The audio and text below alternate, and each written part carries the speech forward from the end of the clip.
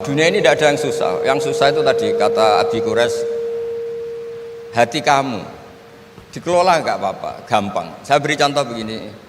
Ada seorang kiai Abi Quraisy itu khusyuk betul, nggak mau berkawan sama perempuan cantik. Katanya takut biologisnya kumat, takut sawahnya kumat. Kalau berteman orang jelek kan nggak apa-apa, Gus, nggak minat. Apalagi orangnya merongos, kukulan banyak katanya. Terus tak ingetin, syahwat yang nggak pada tempatnya itu dosa, tapi ngenyek orang juga dosa kata saya. Artinya dia menghindari perempuan cantik tapi dosa menghina. Itu juga ada orang yang nggak mau berteman orang kaya, takutnya tamak gini-gini, senengnya sama orang miskin. Ternyata apa? Diperbudak, disuruh mijetin, disuruh-suruh. Dosanya yang berbudak itu. Jadi intinya dalam semua lini kehidupan tuh ada problem fikih. Makanya kita harus pinter-pinter berteman orang kaya, semoga kayanya untuk kebaikan. Berteman orang miskin supaya kita tawadu. Melihat alumni UGM yang sukses kita bangga. Yang bikin masalah kita istighfar, gitu aja, gampang kan urusannya.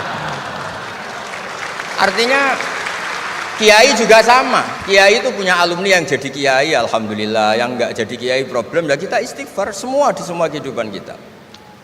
Nah, kata bapak, ini bapak saya, kalau pagi-pagi Abi Quraisy itu ada orang nyun sewu, orang miskin, sholatnya pas-pasan, pakai celana pendek, pagi-pagi rokok di warung. Bapak itu mesti bilang gini, hak, aku sing kiai ra mesti sebahagia itu. Sudah marung, nggak punya uang, ngutang, itu nyingkrang bahagianya, masya Allah. Itu kata bapak, itu rahmatnya Allah. Orang nggak punya karya, nggak punya prestasi sebahagia itu, jangan diganggu kan. Selama ini kita sebagai akademisi, sebagai dosen juga ikut salah, melahirkan satu faham, bahagia itu kalau jadi dosen, bahagia itu kalau jadi rektor, jadi menteri, sehingga orang itu tidak kober bahagia dengan kesehariannya. Padahal orang seperti itu, sering saya ketemu orang nganggur itu, wah enak Gus jadi wong nganggur, lebih jadi menteri dikongkon presiden, jadi pejabat esok kudu ngantor, jadi wong biasa enak, wae turu-turu, wae ngopi-ngopi gitu. Intinya bahagia seperti ini tidak usah dibatalkan, biar aja tetap bahagia seperti itu. Karena kalau kamu jadi dosen, nyanyi Anda di UGM juga kamu nggak mau. Jadi itu penting, ngelola kebahagiaan itu penting. Jadi ini Mbak Aida, Mbak Aji, semuanya harus dilatih lah, bahagia itu dilatih. Syukur-syukur model wali ya, terus sujud, terus sungkem di Allah. Kalau nggak model wali ya dilatih yang gampang-gampang. Saya teringat konflik itu dimulai dari tersinggung. Saya ulang lagi, konflik itu dimulai dari tersinggung. Saya punya sekian khazanah tentang ngelola tersinggung. Saya berkali-kali cerita itu.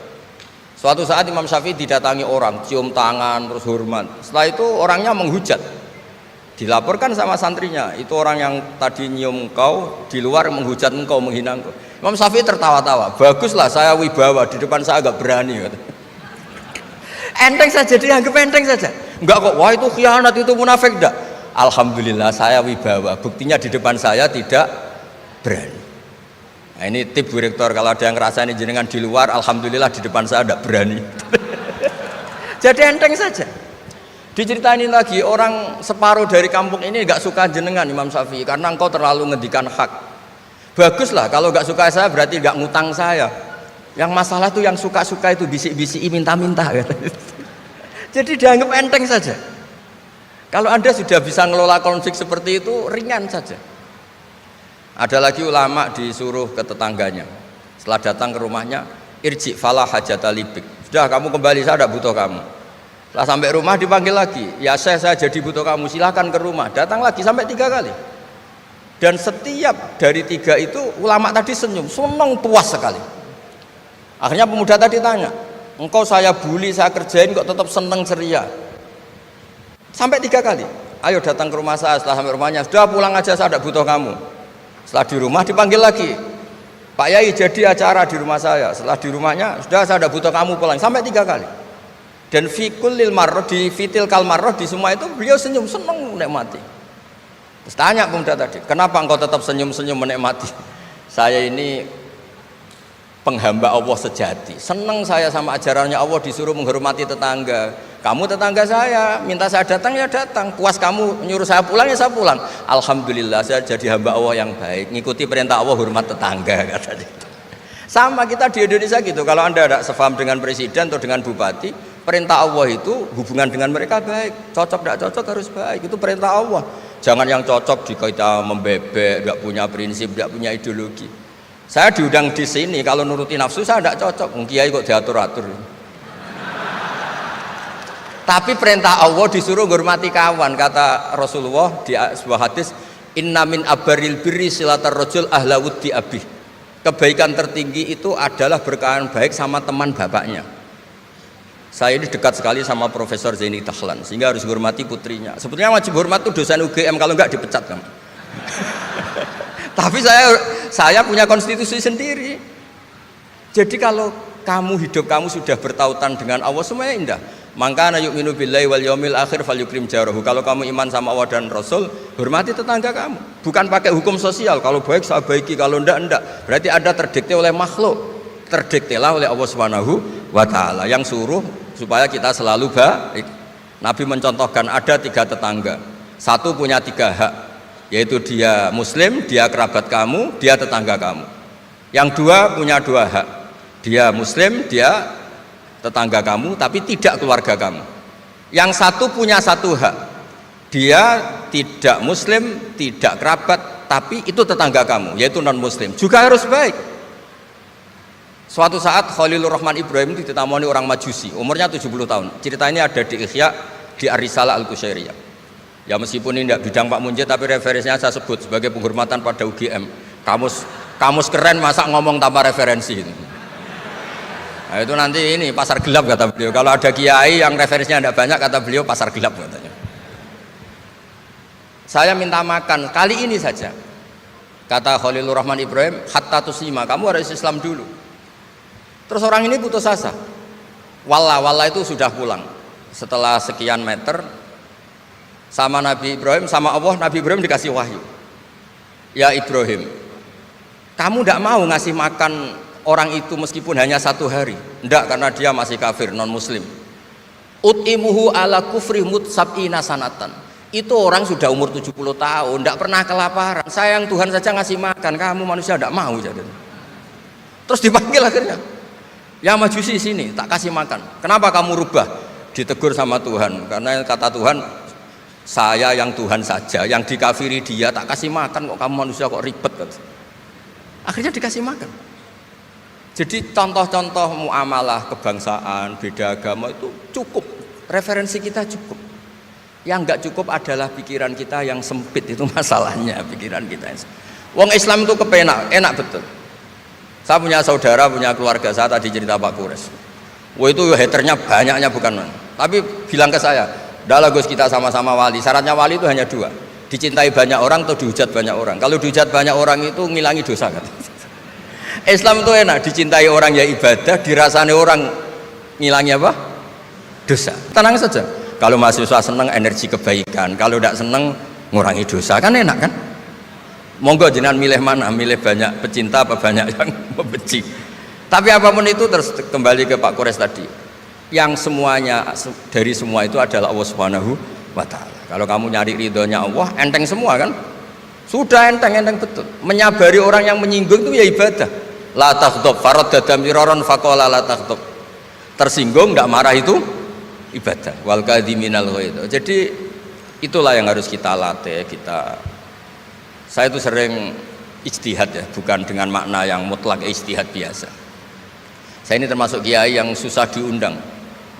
Saya datang ke sini bukan sebagai UGM, Bu Ova itu putra dari Profesor Zaini. Jadi jangan GR Pak Munjid kalau saya diundang UGM terus Pak Jumawa ini enggak, biasa aja. Biasanya bukan karena meremehkan UGM, enggak. Memang ada aturannya. Kiai itu kan ya jaga hatinya.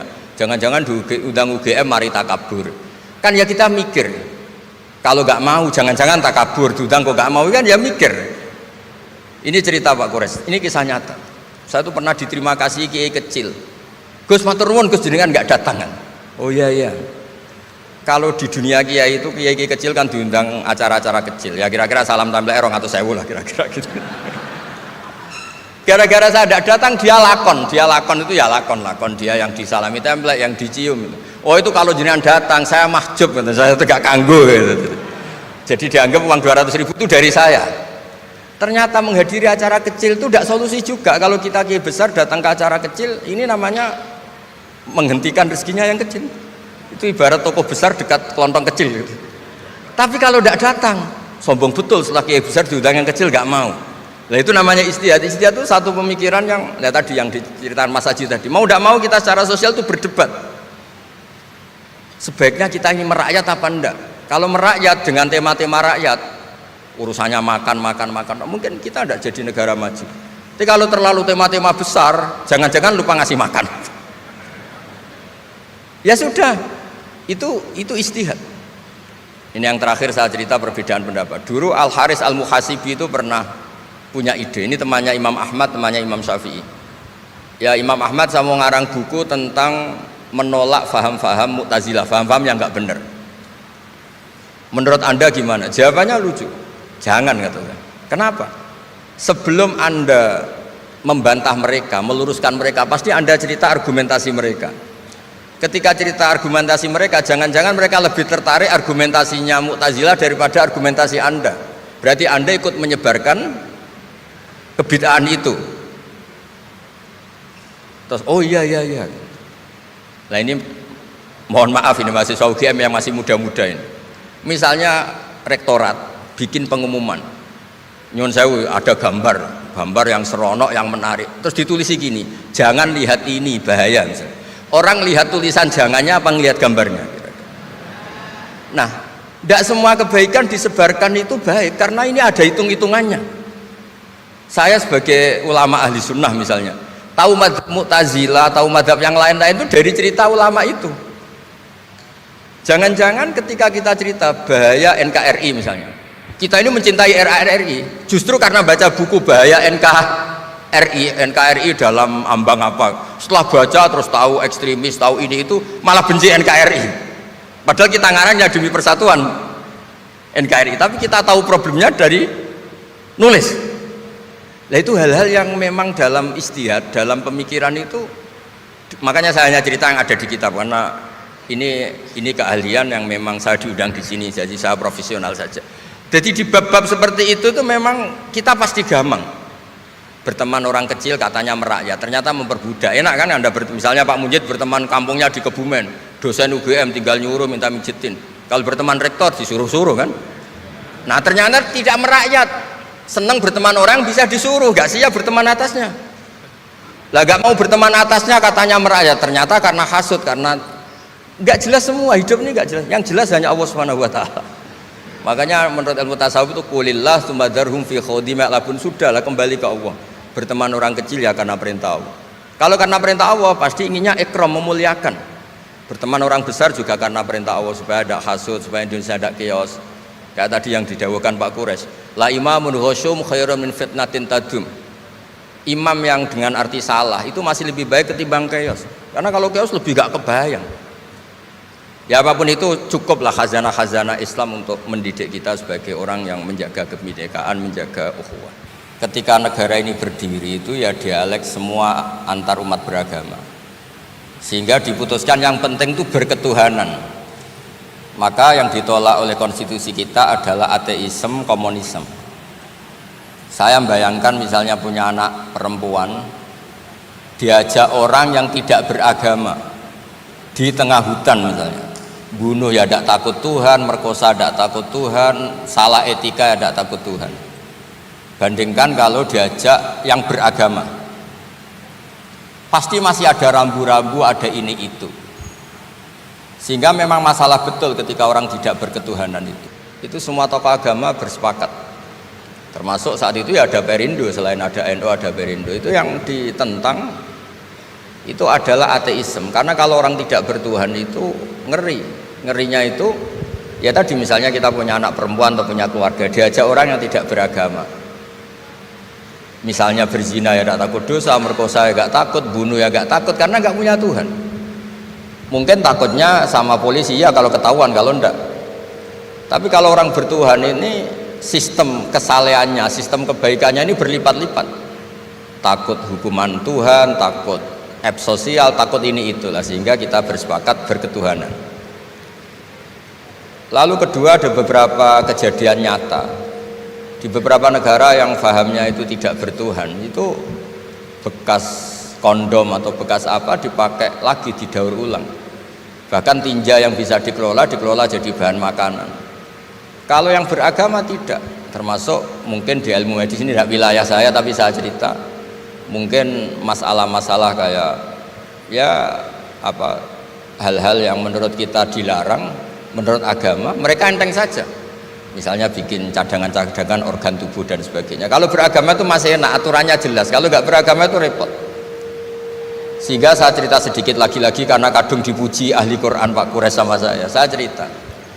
Dulu ketika Rasulullah itu sugeng masih hidup, itu ada kekuatan politik. Satu Romawi bertuhan, yang satu Persia tidak bertuhan, tidak berkitab suci. Ketika Romawi kalah, itu Rasulullah itu susahnya bukan main, karena yang masih mentautkan diri dengan Tuhan kalah sama yang sudah tidak bertuhan.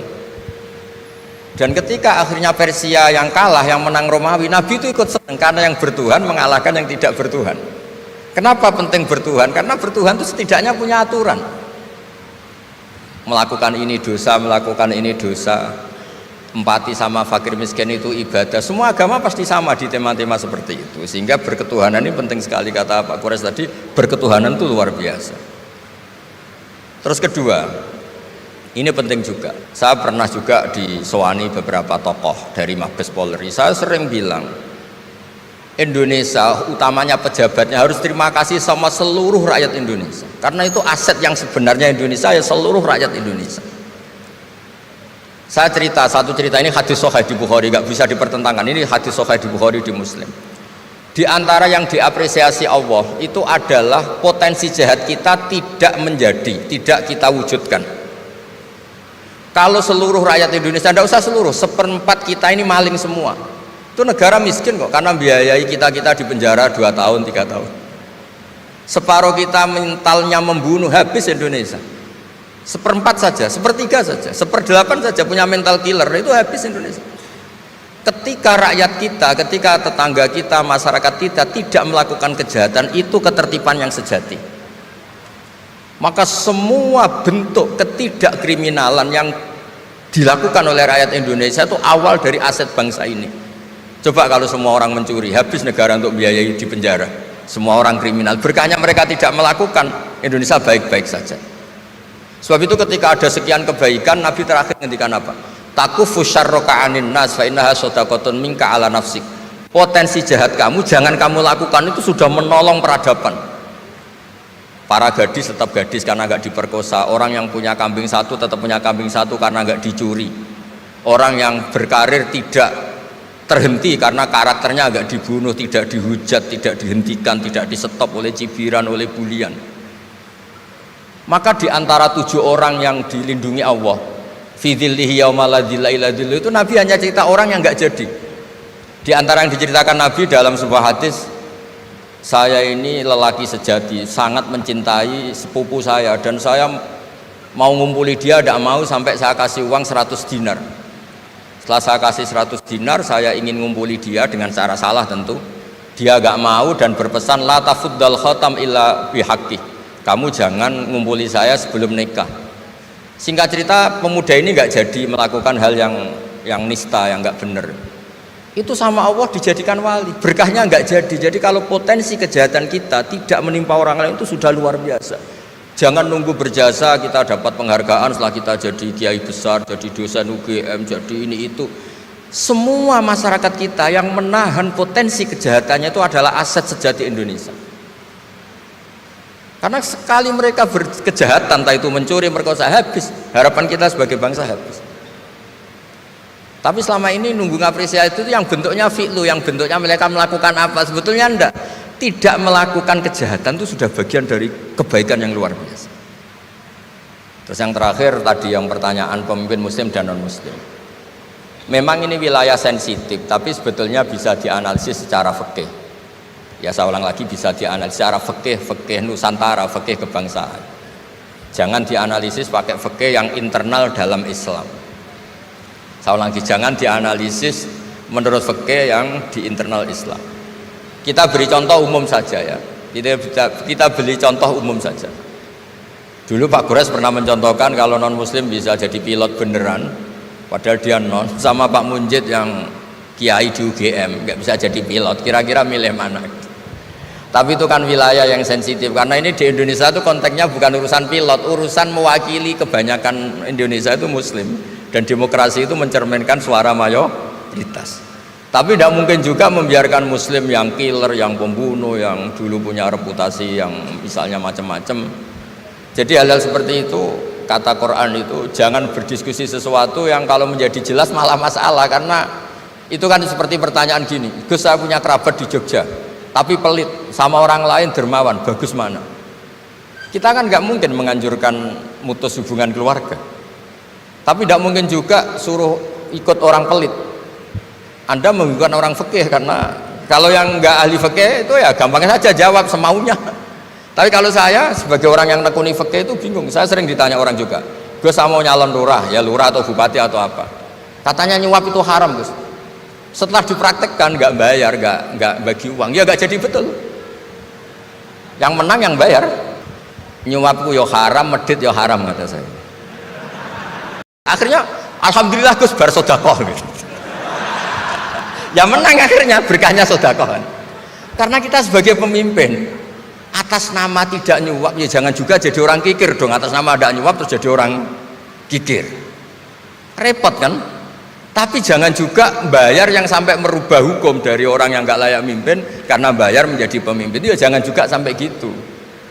Ya akhirnya saya bilang nyuap itu haram, medit juga haram. Alhamdulillah barokahnya kombinasi fikih ini. Ya nyuapnya tetap haram tapi rakyat tetap dapat uang gitu. Tapi nanti ketika Anda tidak layak jadi pemimpin itu juga haram karena menjabat sesuatu yang nggak wilayah Anda. Jadi seni-seni ngelola muslim, non muslim dan itu tidak bisa dipukul rata. Karena itu wilayah-wilayah yang sensitif, yang butuh detail, yang butuh satu peristiwa spesifik. Saya pernah ditanya, Gus saya ini hidup di Amerika, kalau milih presiden kan sama-sama non muslim, milih yang siapa? Ya jawab yang akhafu dororon. Misalnya ada presiden Amerika yang sangat demokratis misalnya, dia membiarkan Islam berkembang. Sama jenis non muslim yang Islamfobia, tentu milih yang demokratis. Ada yang dosanya itu membunuh, yang satu dosanya korupsi, ya milih ya korupsi karena membunuh itu lebih ekstrim timbang korupsi misalnya. Itu ada di aturan fikih. Jika sama-sama pasti salah, milih yang akhafud dororen, yang madorotnya ada begitu apa besar. Coba kalau kita punya pemimpin yang hobinya itu bunuh sama yang hobinya rakus harta misalnya, itu di fikih jelas dijelaskan milih yang rakus harta kalau bandingannya itu, karena pembunuhan itu lebih berat secara ukuran dosa. Tapi apapun itu, ini bukan pembenaran pada kesalahan, bukan, tapi memang ada aturannya. Apa kalau ada dua dororani, dua bahaya, urtukiba khofuma, kalau ada dua hal yang bahaya dipilih yang paling apa ringan. Kalau dalam konteks ya tadi, kalau kita membiarkan pemimpin yang nggak benar dipimpin orang nggak benar, tapi kalau memaksakan chaos misalnya, ya milih yang nggak chaos. Itu kan ada aturannya di fikih, karena Nabi menghindari al-harad. Hal-harad itu chaos, pembunuhan massal itu nggak boleh, dan mayu adila dalik juga nggak boleh, yang bisa potensi begitu juga nggak boleh. Jadi saya mohon di antara aturannya Quran itu latas alu anasya intu bedalakum tasukum, kamu jangan diskusi sesuatu yang kalau diperjelas malah kamu yang malu. Saya biasanya mencontohkan hal-hal yang ringan kayak suami istri. Misalnya Anda tanya sama Pak Munjid, istrinya tanya, Mas apa betul saya ini cinta pertama Anda, bukan alternatif terakhir? Wah itu rata-rata orang nikah itu kan korban alternatif terakhir gitu. Itu kalau ditanya sama-sama konangan itu aslinya itu. Ceweknya juga sama, apa betul Pak Minjit itu cinta pertama pilihan terakhir? Oh saya sering mau nikah ini orang yang saya cintai, tapi takdirnya ini gitu. Itu kan orang dibilang takdir itu kan ya tersinggung gitu. Jadi banyak hal yang kalau didiskusikan tuh masalah-masalah. Latas alu an asya intu bedalakum tasukum, kamu jangan tanya atau diskusi sesuatu yang kalau diperjelas itu malah masalah. Jadi itu etika ya, etika dalam diskusi juga jangan memicu lagi. Saya kira demikian, nanti ditambahi oleh Abi Profesor Kures, monggo.